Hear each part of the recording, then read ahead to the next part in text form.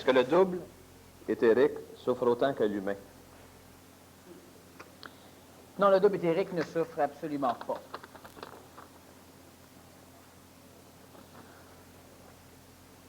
Comment a-t-on fabriqué les pyramides d'Égypte?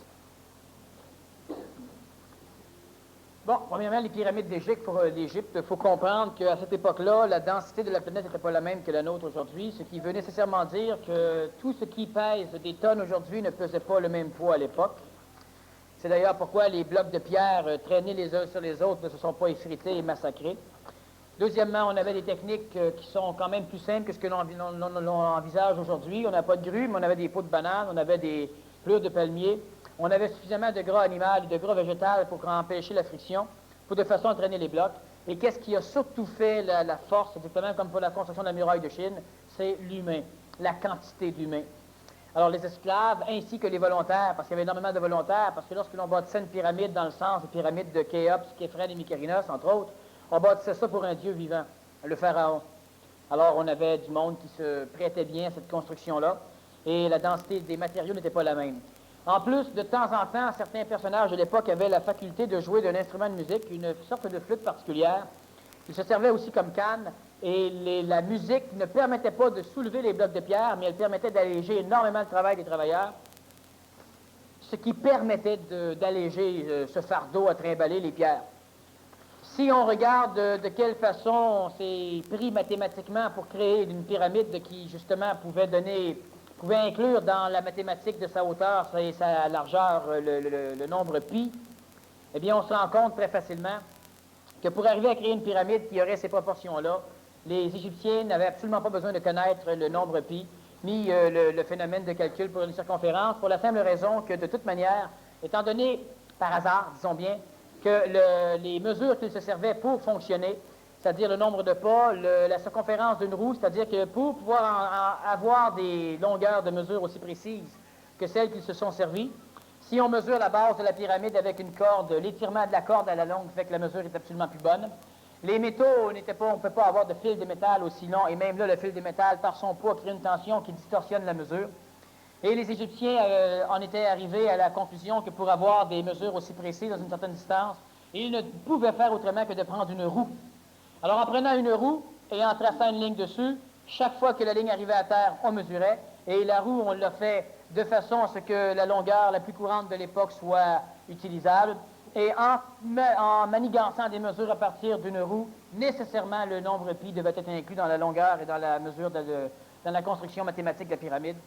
Et il y a plusieurs autres choses de ce genre qui étaient totalement ignorées des Égyptiens, mais qui, par hasard, il faut s'entendre, c'est attribué à la physique, ou disons à la géophysique amenée par Hiram Abif, qui a permis la construction de ces pyramides-là. Et nécessairement, ce hasard-là ou ce hasard-là faisait en sorte qu'à travers l'ignorance des Égyptiens, énormément de formules mathématiques et astronomiques ont pu être mémorisées dans la pyramide, même si les Égyptiens ne savaient absolument pas ce qu'ils faisaient. Alors, on pourra parler longtemps de la construction des pyramides, ainsi que des pyramides, des antipyramides qui sont placées en dessous des pyramides pour permettre, dans le monde de la mort, pour permettre la structure vitale, pour permettre la structuration d'un archétype vital permettant la protection des pharaons, et etc., etc., etc., etc., etc. Il y a tout un monde complet qui était créé dans le monde de la mort lorsque le pharaon était momifié dans une pyramide. On sait très bien que la pyramide émet un nombre de formes qui momifie, donc qui entretient l'énergie vitale, qui la restaure jusqu'à son point culminant d'origine, pour par la suite l'entretenir, c'est-à-dire l'empêcher de croître. La pyramide était conçue de façon à empêcher le pharaon de se réincarner, pour lui permettre de vivre dans un monde sans souffrance, un monde de plan morontiel, où le corps physique conservait son âme près du corps, donc de ce corps même, empêchant l'âme de gagner le monde de la mort égyptien de l'époque. Et lorsque le pharaon mourait, on tuait ses chevaux, on tuait ses serviteurs, on tuait tout ce qui l'entourait, et on lui donnait dans la matière tout ce qui lui avait servi pendant sa vie à mémoriser de l'énergie. Et lorsque le pharaon mourait, dans le blanc morontiel, il pouvait avoir accès à l'énergie vitale de tous ces objets, ainsi que de tous ses serviteurs qui étaient momifiés dans la pyramide, momifiés non pas d'une façon aussi hiérarchique que le pharaon, mais cela lui permettait d'avoir un monde similaire au monde de la planète dans le plan morontiel.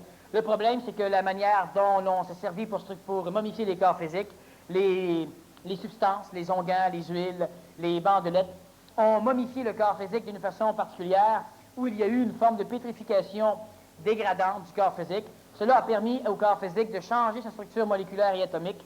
Donc, la forme biologique a été transformée, transposée par une forme chimique. Cela a libéré l'âme des pharaons après quelques centaines d'années. Et les pharaons ont donc gagné le monde de la mort pour se réincarner par la suite. D'où le fait que la longue, perçue par les prêtres qui étaient voyants de l'époque, c'était perçu par ces prêtres-là que les pharaons n'étaient plus dans leur pyramide. Alors lentement, le système des pyramides a été abandonné au profit d'une évolution qui permettrait à l'humain d'arriver à transcender le phénomène de la réincarnation autrement que par le contrôle de la matière. Alors on pourrait s'amuser longtemps là-dessus. Comment l'homme peut-il en arriver à vouloir s'annihiler lui-même? L'homme ne veut pas s'annihiler lui-même. La seule chose qu'il y a, c'est que l'être humain évoluant dans un corps physique, il en arrive à un point tel que le corps physique est la matrice qui permettra à l'intelligence de venir anégoïser l'âme, donc de venir détruire le monde de la mort, donc de venir détruire l'âme. Immédiatement, s'il y a une destruction du corps physique, nécessairement il y a une nourriture du monde de la mort, donc énergisation des sphères de la mort, et en même temps, la destruction du corps physique entraîne irrémédiablement l'oblitération d'évolution spiritisante. Alors, lorsque l'être humain arrive à une évolution où sa conscience est entre les deux, entre le plan d'intelligence et le plan de la mémoire astralisée, nécessairement le monde de la mort sent là un suicide collectif de l'homme, un suicide qui n'est pas le suicide de son corps physique, mais le suicide des sphères du monde de la mort, donc des sphères ancestrales, là, les archétypes. Alors immédiatement, le monde de la mort va s'organiser pour manipuler. Les dieux vont être capables de vivre une coalition dans le monde de la mort, une coalition qui va permettre d'obliger l'être humain à se battre dans des guerres religieuses, dans des djihad, comme le djihad islamique que nous connaissons aujourd'hui, et comme la probabilité de la Troisième Guerre mondiale, qui, je l'ai répété souvent, sera une guerre religieuse. Étant donné qu'elle sera une guerre religieuse, c'est les mondes de la mort qui s'organisent pour que la structure matérielle de l'homme, le corps physique, se désagrège, se détruise lui-même, pour que toutes les âmes regagnent le monde de la mort, et à travers les survivants qui seront trop petits maintenant pour arriver à créer une masse énergétique suffisamment grande pour que l'intelligence mentale vienne les habiter, nécessairement ils pourront être remanipulés par les forces astrales et on pourra réengendrer apparemment une humanité comme celle qu'on a connue dans le passé. C'est pourquoi l'être humain en arrive à un état de conscience où il peut facilement se détruire lui-même. En réalité, l'âme détruit le corps physique, ce n'est pas l'homme qui détruit l'homme. Alors il y aura donc une terminaison relativement finale dans le contexte planétaire des 10 prochaines années, un choix d'humanité qui peut être tiré, on l'a vu hier, un choix d'humanité où l'intelligence détruira l'âme, ou l'âme détruira le corps. Un ou l'autre. Daniel, comment je peux construire l'ego à ne plus avoir peur de toi? Et je veux que tu m'expliques pourquoi la peur est pire depuis que j'ai rêvé à toi, car lorsque je te croise, l'ego crie, et cela m'empêche parfois de te poser des questions orales.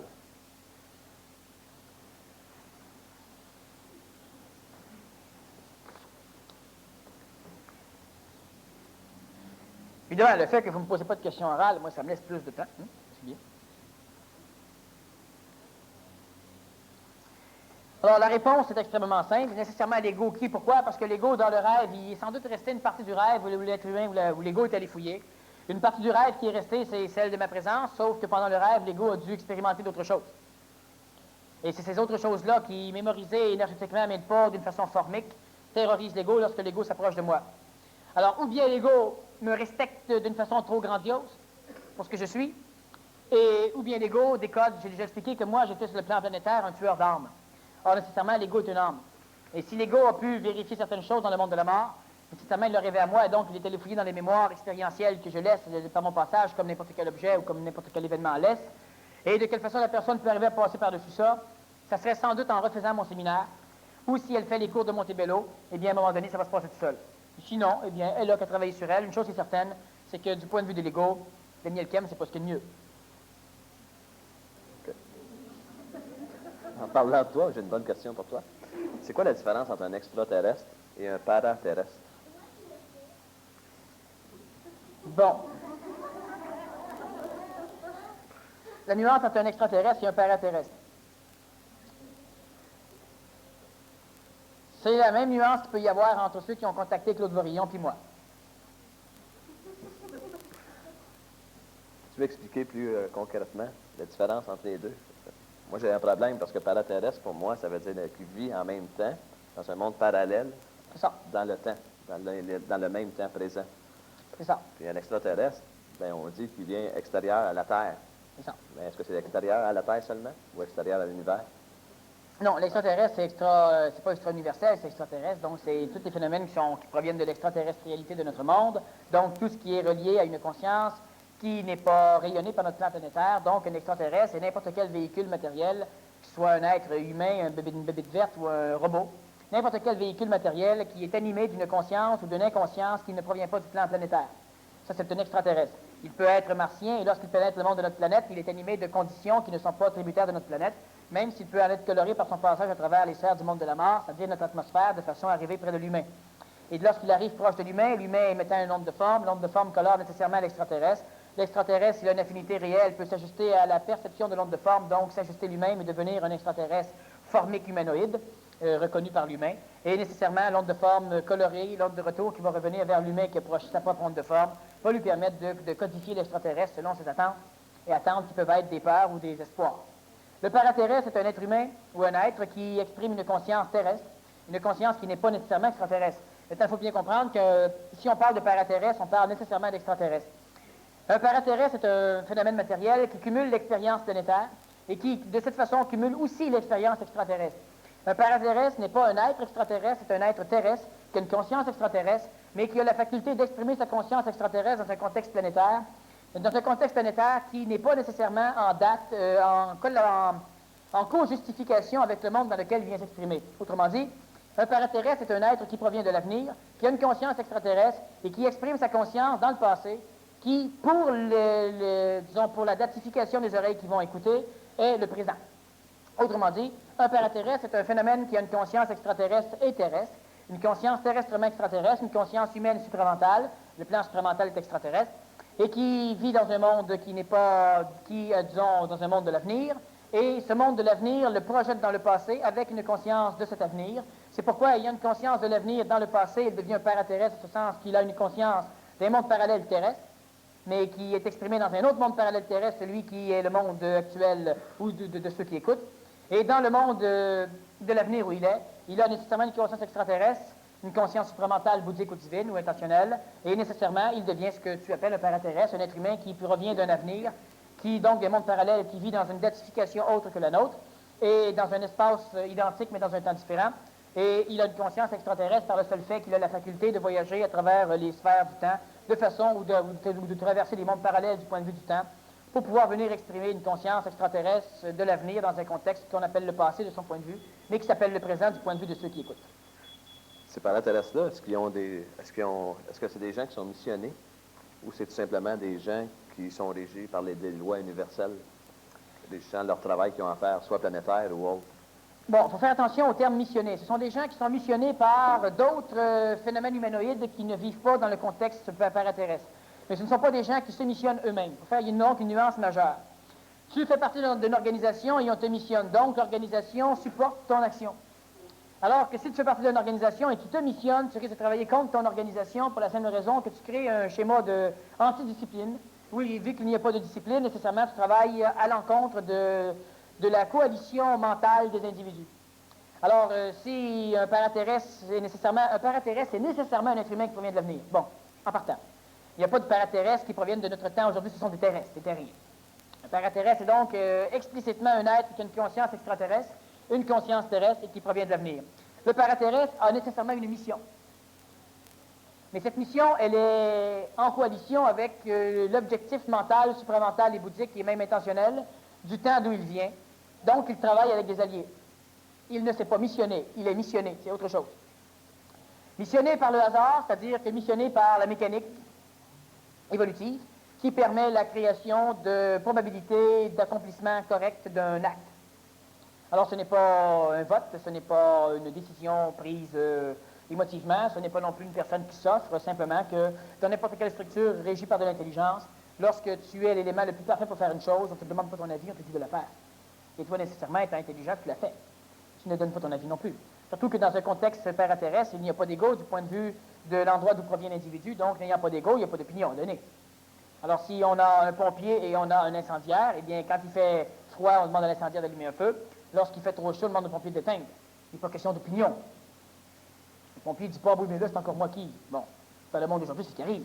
Parce qu'il y a de l'ego. Il y a de l'ego et l'ego vise la paresse. C'est-à-dire que l'ego est une structure mémorielle et comme toute structure formique mémorielle, ça vise à l'arrêt.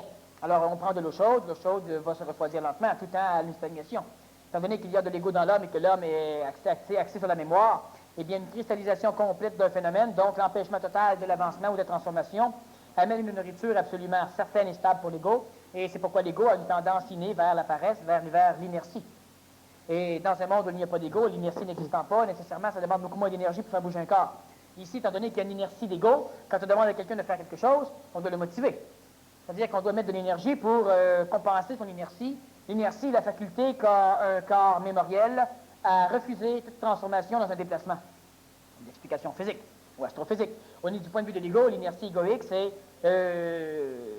l'énergie qui est nécessaire pour obliger un ego à changer, donc à changer son déplacement. Alors, si une personne avait un déplacement apparemment stable, où elle était assise sur une chaise, et quand tu lui dis, tiens, va donc faire la vaisselle, eh bien, il y a une inertie majeure qui est là.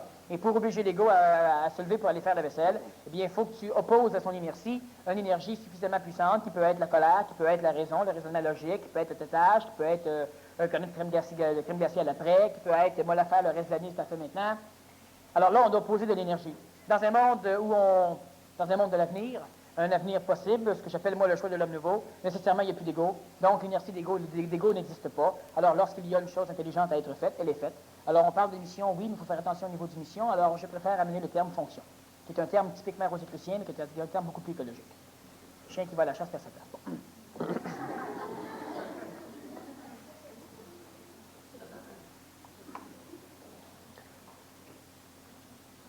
Toutes les gens qui vivent dans ce monde, dans cet autre parallèle que tu dis de l'avenir, est-ce que ces gens-là, est-ce qu'ils sont tous des gens missionnés, des gens intelligents? Est-ce que ces gens-là reviennent tous ici, ça veut dire dans le temps présent, pour courber le temps, pour arriver à ce que leur existentialité soit évidente?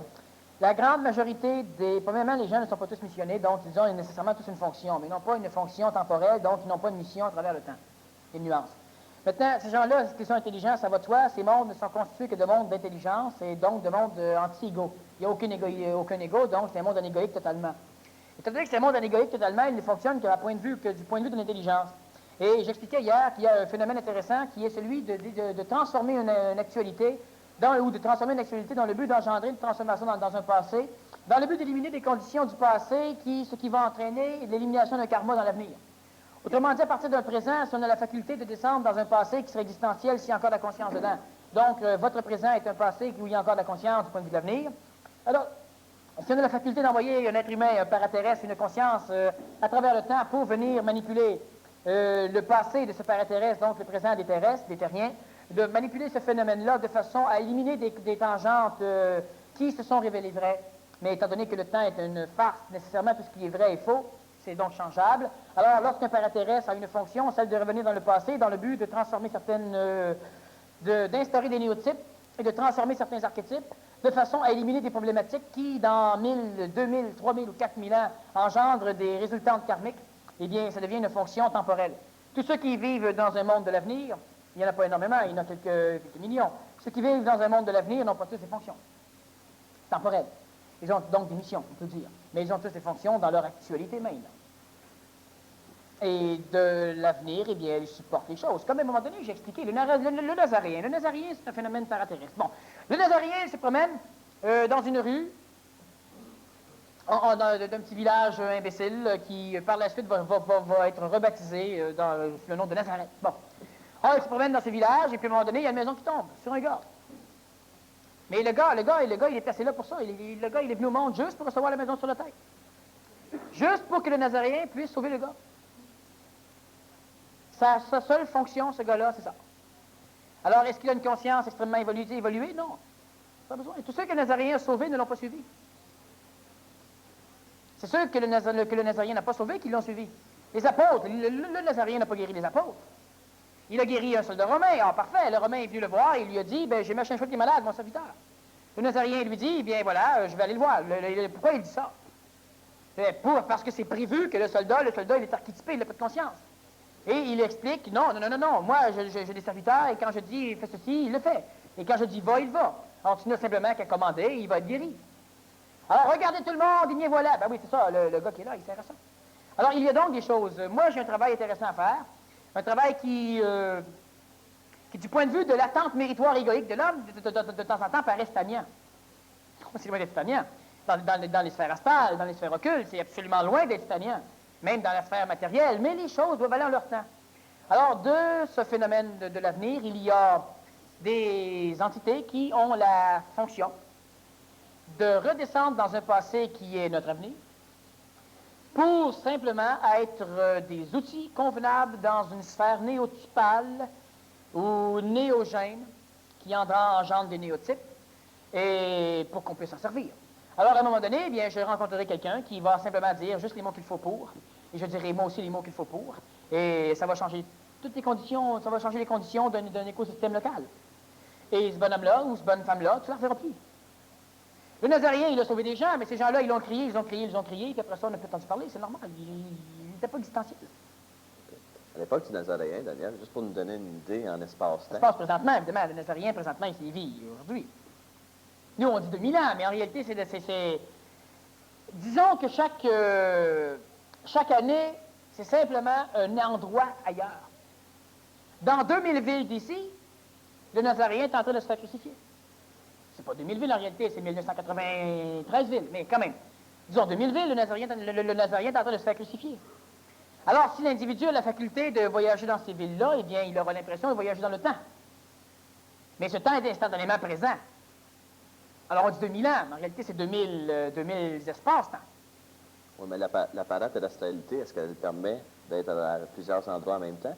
Est-ce que tu peux vivre dans le futur en même temps que dans le présent, ou tu pars simplement du futur pour revenir au temps présent? Non, un paraterrestre existe, son corps reste dans le futur, mais lui n'est plus là. Au niveau de la conscience? Exact. OK. Allez, si on se met... Disons que si le terme n'est pas juste, mais c'est tout à fait faux. Il n'y a pas de mot qui existe encore là-dessus. Ben, il y a des mots, oui, c'est une espèce oui, il y a un mot, il n'y a pas de mot. Je vais en inventer un, là. Mais je vais expliquer un peu avant. C'est une espèce d'état d'hibernation, mais ce n'est pas une hibernation corporelle tout à fait. C'est un corps de lumière qui existe dans ces mondes. Étant donné que c'est des corps de lumière qui existent dans ces mondes, ces corps de lumière sont refroidis. Étant refroidis, ils se terrestrifient. Se terrestrifiant, ils se mettent en état d'hibernation, mais c'est tout à fait faux. Ce n'est pas un état d'hibernation. Alors, il y a suffisamment d'effluves éthériques qui continuent à nourrir ce corps, pendant que le corps n'est absolument pas moteur, donc il n'est absolument pas animé. C'est une temporalisation. Le corps va, à un moment donné, traverser le temps lui aussi pour rejoindre le paraterrestre. Étant donné que le double éthérique est totalement constitué, la seule différence qu'il y a, c'est que dans le temps actuel, le double éthérique n'étant pas présent encore dans le schéma de conscience du paraterrestre, le paraterrestre peut dire qu'il crée un double éthérique, mais le double éthérique est totalement constitué. Il est totalement fini. Sauf que le double éthérique n'a pas encore traversé les sphères de conscience. Pourquoi? Pour la simple raison que la matière, le double éthérique a la faculté de traverser le temps par transport séraphique. Quand je parle de traverser le temps, on parle nécessairement de traverser les mondes parallèles par transport séraphique à une vitesse beaucoup plus rapide que le corps matériel, sauf que le corps matériel, lui, doit aussi faire son chemin, donc il doit se préparer à recevoir des effluves éthériques pour devenir éthérique lui-même. Et si le corps physique n'est pas suffisamment prêt, ça va créer une distorsion totale entre les mondes parallèles, c'est-à-dire une distorsion entre l'avenir et le présent, ce que vous appelez le présent. Et cette distorsion risque de créer des trous entre les mondes parallèles qui risquent d'entraîner des parasites. Une espèce de parasitage absolument total qui va faire en sorte que différents avenirs potentiels vont se fusionner dans ce trou et cela va amener dans la conscience du paraterrestre une oblitération totale où il ne pourra plus retrouver son monde à lui. Et cela va entraîner d'autres phénomènes aussi qui n'arriveront pas de toute façon. C'est pourquoi j'explique que le double éthérique, même s'il voyage plus rapidement, va arriver dans un temps où le corps physique aura été préparé par un ajusteur de pensée localisé au plan présent ou au plan actuel de l'apparition du paraterrestre. Un ajusteur de pensée qui va être fusionné nécessairement. Et deux forces melchisédiennes qui vont simplement gérer et paramétrer la constitution évolutive du corps physique et du corps endocrinien pendant l'étape appelée présent, qui s'échelonne sur quelques années. Et à un moment donné, lorsque cela sera totalement terminé, le double éthérique va simplement traverser les couloirs des mondes parallèles pour venir fusionner l'être humain. Cela veut dire qu'à un moment donné, l'être humain, qui sera le paraterrestre, fusionnera son double éthérique, ne le fera pas comme l'humain le fait normalement, c'est-à-dire à travers d'énormes quantités de temps et normalement d'expérience ou de souffrance de vie. Si on regarde l'expérience d'un paraterrestre, le paraterrestre n'a jamais souffert ce que l'humain souffrira pour arriver à la création d'un double éthérique. Pourquoi? Parce que le paraterrestre a déjà terminé cette souffrance-là, il a déjà un double éthérique. Lorsque le double éthérique va se fusionner au paraterrestre, ce ne sera pas la même chose du tout que ce que nous avons connu. Alors si on regarde présentement, il y a un être humain qui amène des contacts expérimentaux sur le plan planétaire, et celui-ci a passé par d'immenses souffrances pour arriver à la création d'un double éthérique. Le paraterrestre, lui, ne fait pas cela. Le paraterrestre a déjà vécu cela il y a de cela quelques milliers d'années. Alors, nécessairement, vivant cela il y a quelques milliers d'années, lorsque le double éthérique va traverser l'espace-temps des phénomènes pluridimensionnels, des mondes parallèles, eh bien, il y aura une une instantanéité de révélation d'un être nouveau. Alors, on ne pourra pas nécessairement comprendre ce qui s'est passé, mais ce qui était ne sera plus. Ce sera quelque chose d'autre. Et lorsque l'humain voudra revivre un symptôme similaire, eh bien, l'humain sera confronté à ne pas pouvoir le vivre, pour la simple raison que l'être humain présent n'est pas un terrestre.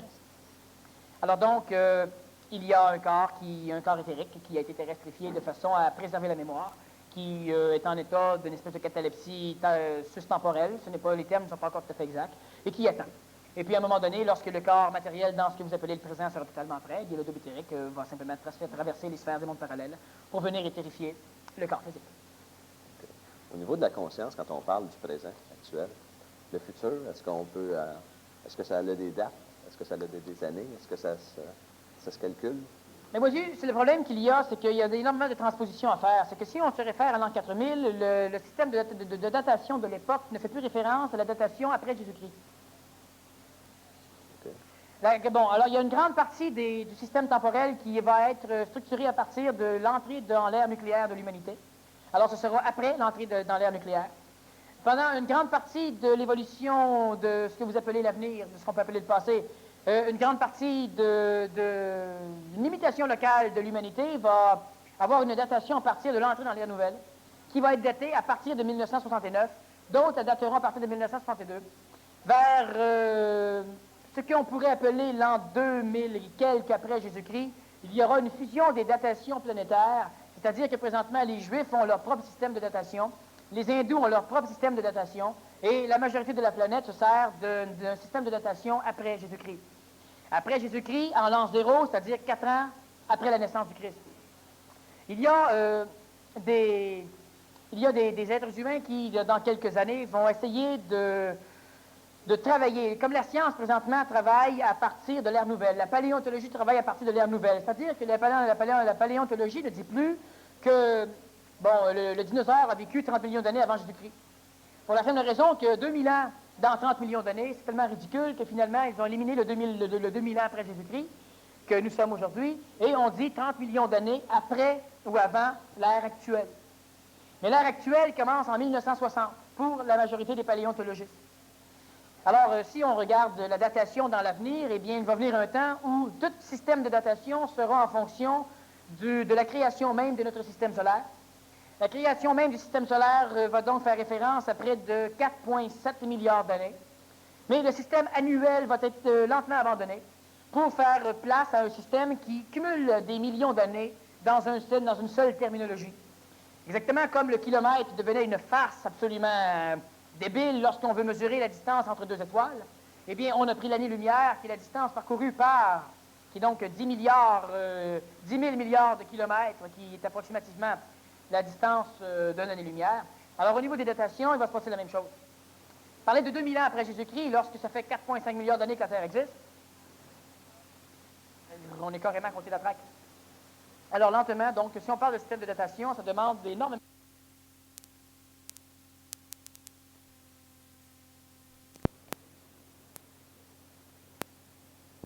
sur quelques centaines d'années. Disons, on peut dire que l'Apocalypse va arriver d'ici l'heure 0 à l'an 500.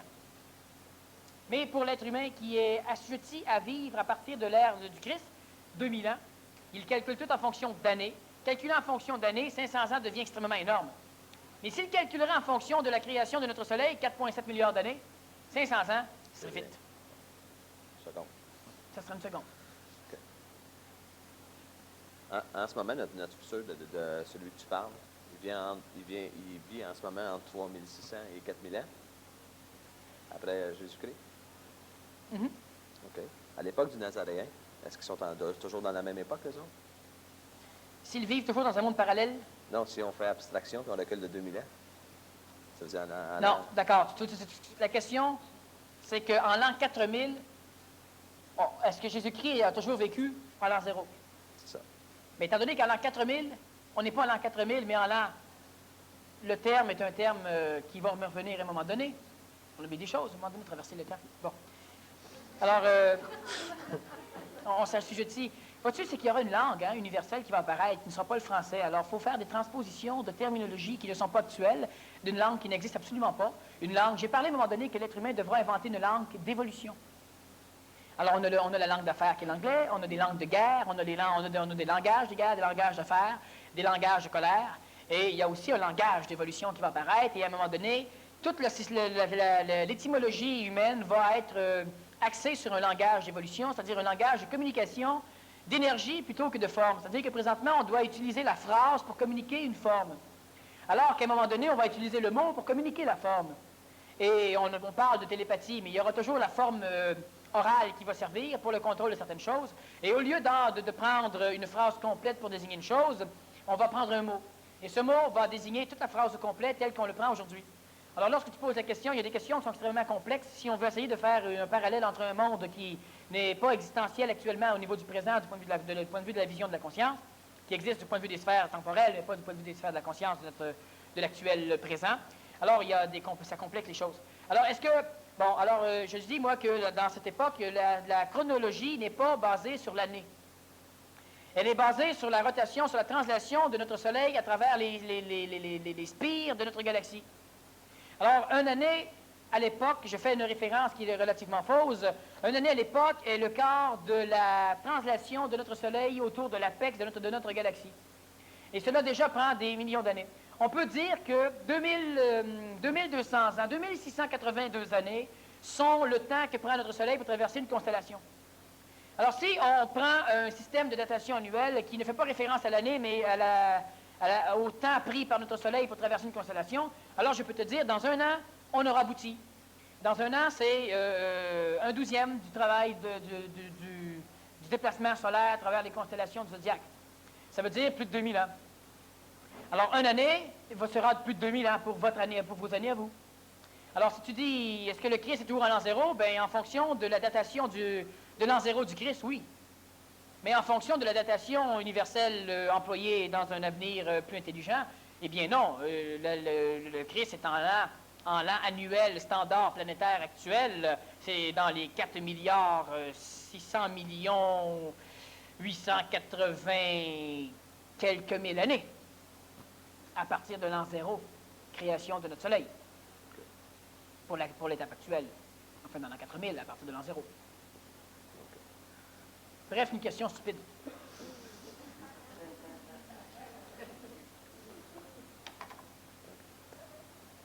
Tu es un paraterrestre, toi, Daniel? Ça me regarde. Parle-nous donc de ta mission.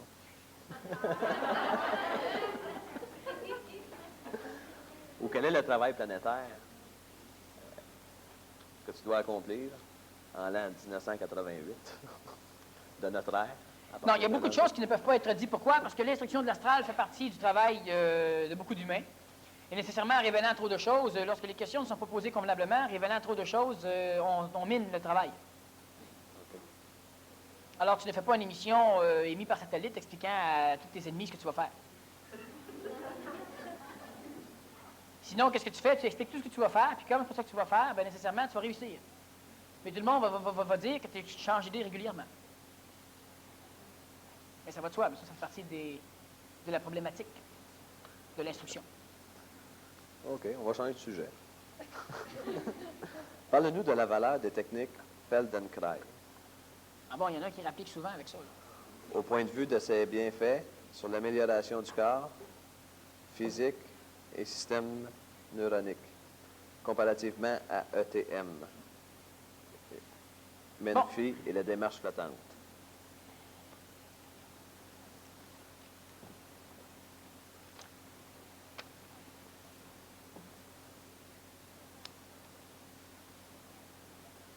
Bon, le problème, c'est une question qui est vieille.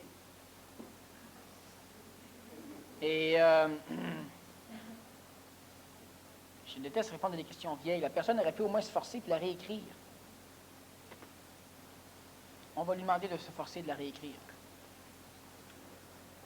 Sinon on trouve que ses cheveux gris. On revient sur le bon sujet. Que ses cheveux gris nous vieillissent.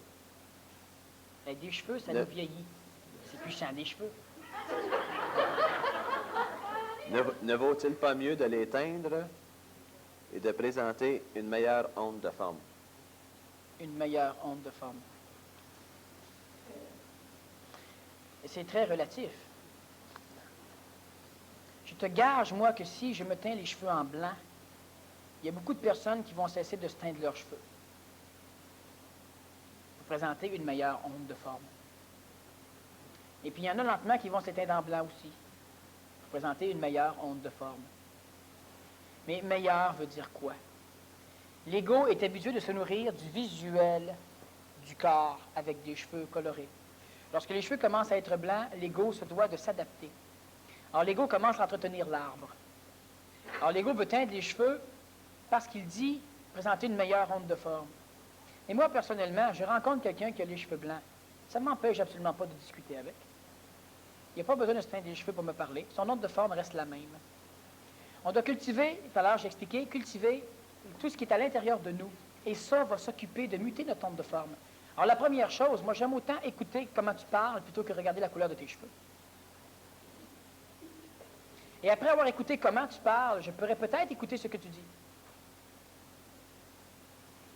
Mais présenter une meilleure onde de forme, surtout que la mutation biologique de l'homme va entraîner chez l'homme et chez la femme des mutations qu'il va vouloir résister, qu'il va vouloir travailler contre. Il y a des avenirs où l'être humain, le mâle, n'a aucun cheveu. Il y a même une étape dans le passé où l'être humain commence à se raser la tête pour faire semblant. Alors qu'un peu plus loin, dans le passé, il y a des humains qui faisaient faire des transplantations pour en avoir plus. Quelle perte de temps. Les cheveux. Ah. Une chose est certaine, plus l'être humain se conscientise, plus son cerveau travaille. Plus son cerveau travaille, plus son cerveau se réchauffe. Je parle du mâle. La femelle, elle vit la même chose, mais hormonalement, elle n'est pas bâtie comme l'homme, donc il n'y aura pas les mêmes symptômes. Alors donc, c'est pas qu'elle est pire, c'est que c'est différent. Je parle de l'homme. C'est l'homme qui perd les cheveux bien souvent. Lorsque le cerveau se met à travailler un peu plus, le cerveau gagne en température. Gagnant en température, il permet la prolifération plus adéquate de systèmes énergétiques, énergie plus réchauffée. Cela permet une meilleure mutation neuronique, cela permet donc une meilleure reprogrammation du système neuronique. Nécessairement, ça demande plus d'oxygénation et plus d'énergie. Le sang, donc, plus au niveau du cerveau. Le sang allant de plus en plus au niveau du cerveau réchauffe encore le crâne.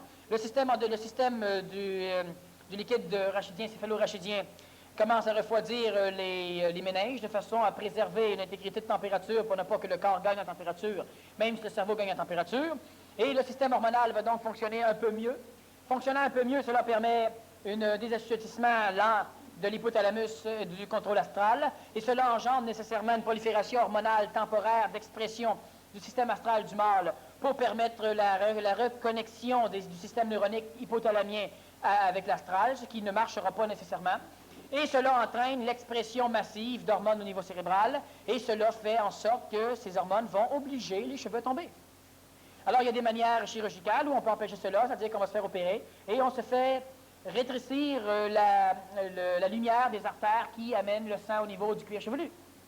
Il y a des hommes qui subissent ce genre d'opération. Et là, étant donné qu'il y a moins de sang qui va dans cette région, bien, les cheveux tombent moins. Mais à un moment donné, il faudra se demander si ce n'est pas la peau complète qui va tomber par manque de nutriture, de nutriments sanguins. Mais ça existe aujourd'hui. L'être humain, l'homme, peut payer pour des opérations chirurgicales où on va étrangler la lumière de certaines artères qui amènent le sang au niveau du cuir chevelu. Et c'est garanti 80% là, comme succès. Mais franchement, se faire charcuter pour garder ses cheveux alors qu'à un moment donné, le corps risque de pourrir au complet. Il y a une problématique majeure.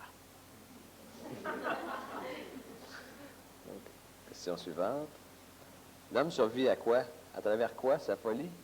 D'être lui qui n'a jamais été?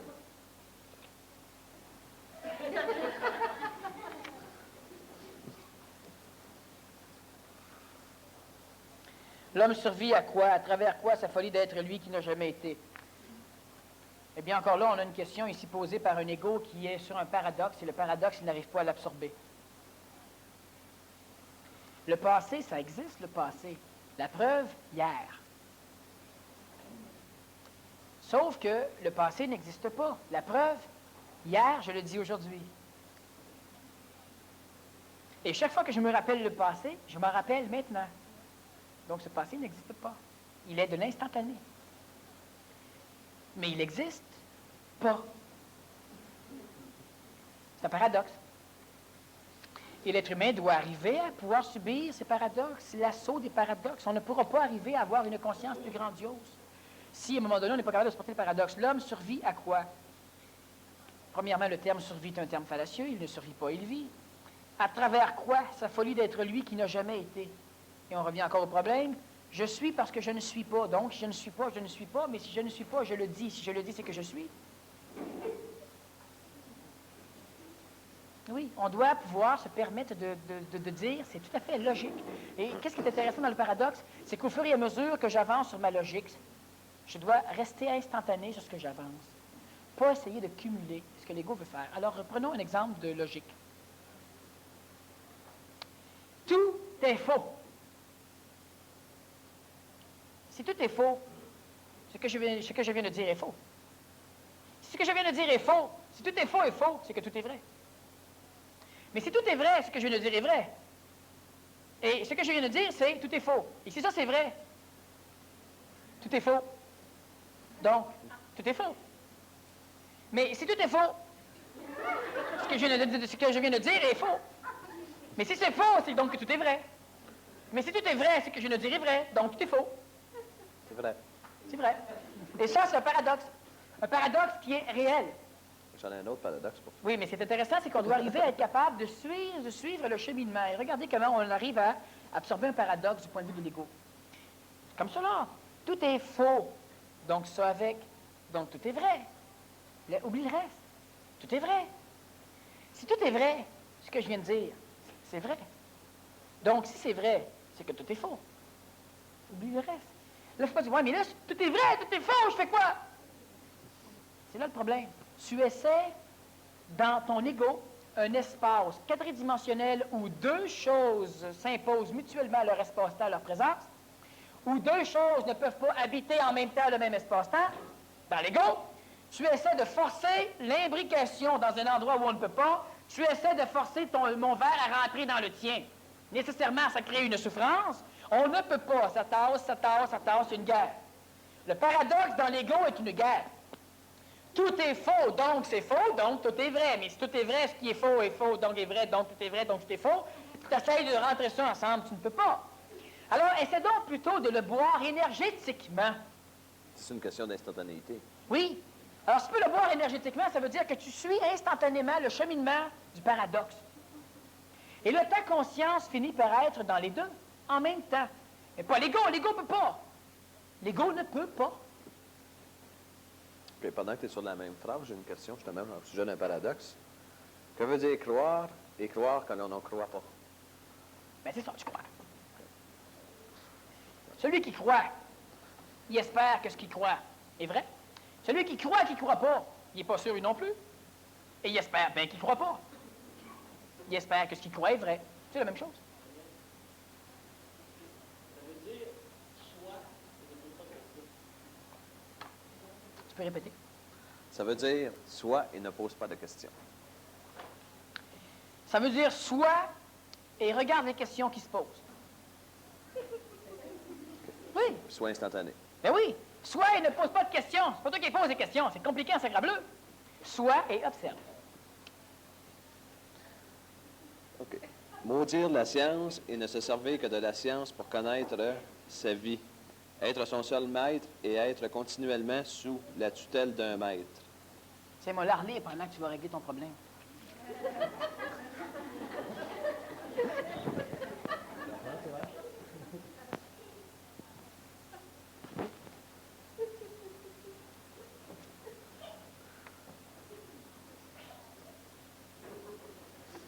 Donc, tu règles ton problème ou pas?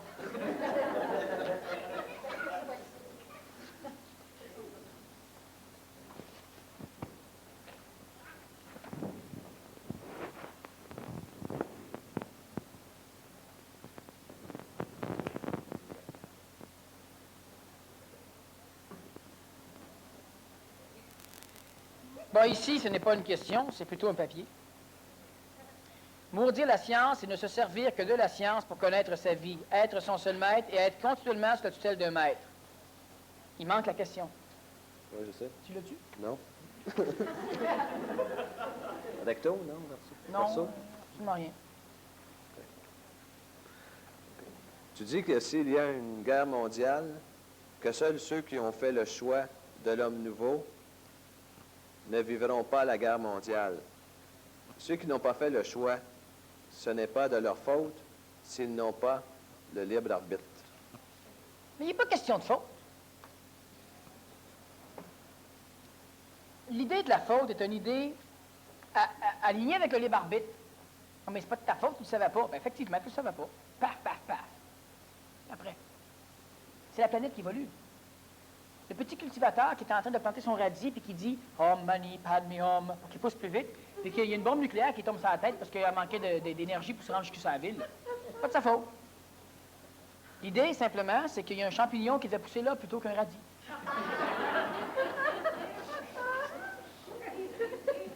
Lui, il est là. Il n'est pas au bon moment, à la bonne place. C'est pas de sa faute. C'est évident que c'est pas de sa faute, ça regarde rien. Quand on fait des essais nucléaires dans les atolls françaises, comme on en fait encore régulièrement, les crapauds qui éclatent, là, c'est pas de leur faute. Les roches qui sont transmuées, c'est pas de leur faute.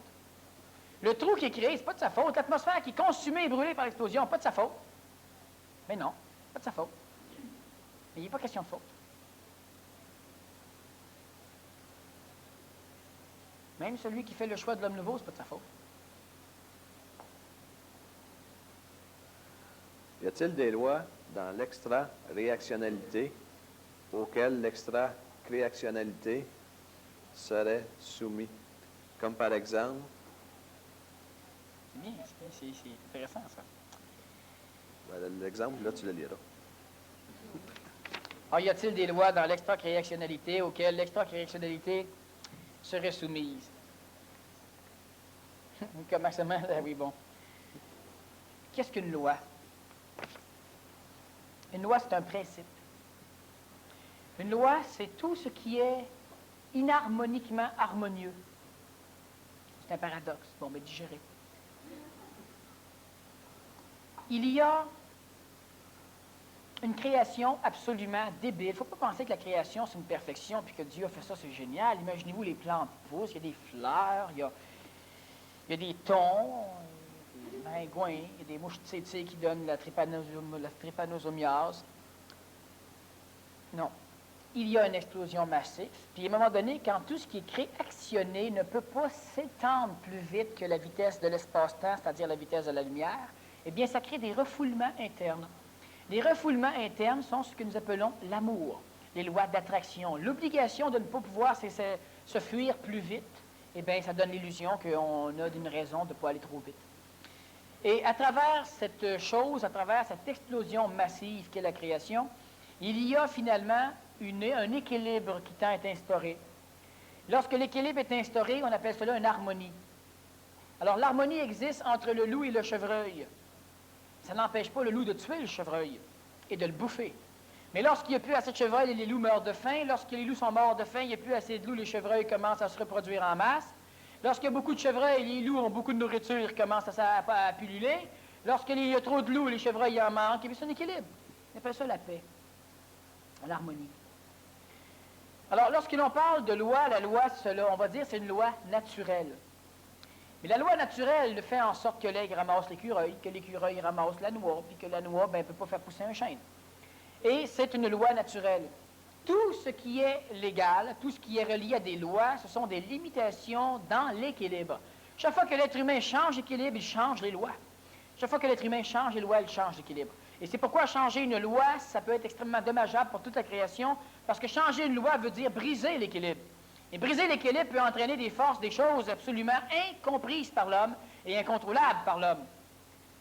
Et l'homme doit donc s'assujettir de nouvelles lois. La loi, c'est quelque chose que l'on doit suivre pour ne pas briser un équilibre. Nécessairement, il y a des lois humaines, une loi sociale humaine, il y a un équilibre. L'équilibre entre la police et les bandits. Mais ici, on interdit la police, on brise une loi, et il y aura plus trop de bandits, alors on brise un équilibre. Et on a donc des lois. Parce que l'être humain a un ego qui lui permet de ne pas respecter la loi humaine, ou la loi divine, qui est une loi humaine, placée dans le monde de la mort et redonnée par la suite ici. On aime ça exporter pour acheter plus cher, nous autres. Alors donc, il y a cette expression, et lorsque la loi cosmique est colorée, intuitivisée par l'être humain, il l'applique dans le contexte de la planète, et l'être humain a une facilité à la démolir. Ça brise l'équilibre social, l'équilibre théologique, l'équilibre du monde de la mort. Au-delà de la création, il n'y a pas d'équilibre. Donc, il n'y a pas de forces contraires qui se luttent les unes sur les autres. Se luttant sur les unes sur les autres, ça engendre un équilibre dans la création. Au-delà de la création, il n'y a pas de temps et d'espace, donc il n'y a pas de loi. N'ayant pas de loi, il n'y a nécessairement pas de problème. Il n'y a pas de péché, il n'y a pas de bien, il n'y a pas de mal, il n'y a rien qui s'affronte. Il n'y a rien de créé. Un paradoxe. Sous lequel, à un moment donné, on pourra aller s'amuser. Mais pour l'instant, il faut comprendre les petits paradoxes atomiques, moléculaires, astronomiques et astrophysiques de notre planète. Alors, au-delà de la création, il n'y a pas de loi. L'extra-créationnalité n'est pas légiférée par l'obligation de créer. C'est un accident. Comment pouvons-nous comprendre que l'intentionnalité serait régie par des lois? Il y a beaucoup de questions que vous posez. Il y a beaucoup de questions que l'on pose qui ne devraient pas être posées par une personne consciente. Je parle d'une sphère au-delà du plan bouddhique, qui est une sphère d'intentionnalité. Si on est intentionnel, c'est qu'on a un libre arbitre total. Comment peut-il y avoir des lois dans un état où il y a un libre arbitre total? Comment peut-il y avoir des lois dans un état d'intentionnalité? Tu fais ce que tu veux, mais si tu fais ça, tu manges la claque. C'est ce qu'on a, nous autres. On appelle ça un libre arbitre. On a le choix entre le bien et le mal. On a le choix entre mourir ou vivre. On a le choix entre payer pour ou gagner. Franchement, ce pas des choix, c'est pas un libre arbitre. Alors, au-delà de la création, et dans l'intentionnalité, dans le dernier plan, dans la dernière sphère créationnelle, il n'y a déjà pas là de loi. La loi, elle se densifie au fur et à mesure que l'harmonie devient obligatoire par l'équilibre des forces antagonistes. Et il y a des forces antagonistes entre l'univers, l'attraction et la répulsion. Entre les deux se crée une stabilité harmonique apparente et qui permet la création de phénomènes évolutifs comme l'homme. Je voudrais demander à Mario de le garder. Oui. Hein? Est-ce que quelqu'un peut s'en charger? Je le dis, pas tout le monde ensemble. Têtez le pas.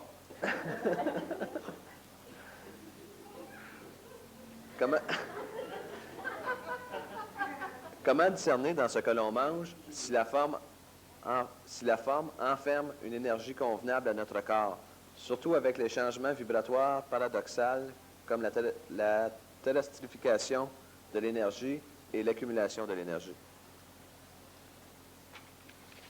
La première chose, c'est de regarder ce que nous mangeons autrement qu'avec nos yeux. C'est bien évident que regarder un pâté chinois avec ses mains, ça complique les choses. Bon. Mais ce que je veux dire, c'est qu'on doit prendre des éléments de prime abord et on doit fonctionner par intuition. De temps en temps, il y a des choses qui ne nous plairont pas et on se force à ce que ça nous plaise quand même. La première chose que l'on doit faire, c'est quand une personne dit « Ah oui, mais non, on m'a fini mon assiette, je ne suis pas pour gaspiller ça. » Moi, je lui réponds « Le jeter aux toilettes en chien ou le jeter aux poubelles. » Maintenant, non seulement tu uses moins ton corps, mais c'est le même résultat. Avec moins de culpabilité, je l'ai mangé. Bon, c'est évident que la théorie des pauvres petits Chinois qui crèvent de faim ne nous motive plus à manger toute notre assiette. On les nourrit pas plus. C'est compris. La première chose, c'est de manger selon notre faim physique et non pas manger selon notre faim morale. Deuxièmement, quand on prend des œufs, par exemple des œufs qui sont pondus par des poules nourries au grain et non pas aux hormones, et puis qu'on trouve que soudainement, cet œuf-là, il n'est pas bon. Alors, non, c'est des œufs naturels. L'autre, c'est une belle raison de manger de la marde. La marde, c'est naturel. Très naturel. Mais de moins en moins chez l'homme, là. Mais chez l'animal. Alors, on doit s'arranger pour se fier de plus en plus à notre goût. Vous n'aimez pas ça, vous n'en avez sans doute pas besoin. C'est évident que la personne qui est tout à fait démantibulée du point de vue de son goût, le goût, c'est la résonance de certains atomes qui constituent des molécules, qui constituent des cellules, qui constituent des papilles gustatives et olfactives surtout, parce qu'on goûte seulement si on a un odorat. Et lorsque l'être humain a totalement démantibulé tout son système gustatif de façon à l'assujettir à l'astral, ça crée des problèmes. C'est-à-dire que moi, je goûte quelque chose de bon, mon système neuronique, je l'ai reprogrammé et ça amène dans ma sphère astrale une énergie qui n'est pas belle pour elle, pour mon âme. Alors, je n'aime pas ça. C'est un problème. La personne qui dit, oui, mais épice-les un peu, tu vas voir, ça va être meilleur. Mange donc les épices. C'est les épices qui font que c'est meilleur. Alors, on ne doit jamais épicer un mets. Jamais. C'est moins bon parce que notre programmation gustative a totalement été faussée. On n'épice jamais un mets. Une viande épicée, on ne peut même pas savoir si elle est encore comestible. Alors, lorsqu'on mange quoi que ce soit d'épicé, on fausse tout. L'épice, c'est le camouflage astral chez les mets. Lorsque moi, je vais dans un restaurant huppé, Je ne mange à peu près rien. C'est écœurant comment on mange mal, là où il y a de la bonne chair. La seule bonne chair que je vois, c'est celle qui pend après ceux qui marchent. Mais pas dans mon assiette. Alors, on va dans un restaurant et on nous amène des plats, des ceci, des cela. Moi, je veux avoir des betteraves. Ça goûte tout sauf la betterave. J'en mange pas. Oui, mais c'est de la fine cuisine. Oui. C'est pas la fine cuisine, c'est la fin de la cuisine. C'est pas la même chose. Alors, on doit s'arranger pour rééduquer son goût. De quelle façon? En mangeant les choses pas bonnes, c'est-à-dire les choses qui ne sont pas épicées. Et lentement, eh bien, on va finir par retrouver ça bon. À un moment donné, moi, j'avais une vache. Je parle pas de ma femme, je parle de l'animal. Et je la trayais. Alors, on se plaçait, mon ami et moi, on avait 2 trayons chaque.